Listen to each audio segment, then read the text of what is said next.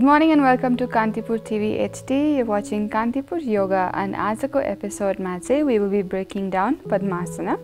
Padmasana is also called Lotus pose and this asana is a meditative posture. हामीले 2-3 episode अगाडि चाहिँ we've done Shavasana. This is called Padmasana.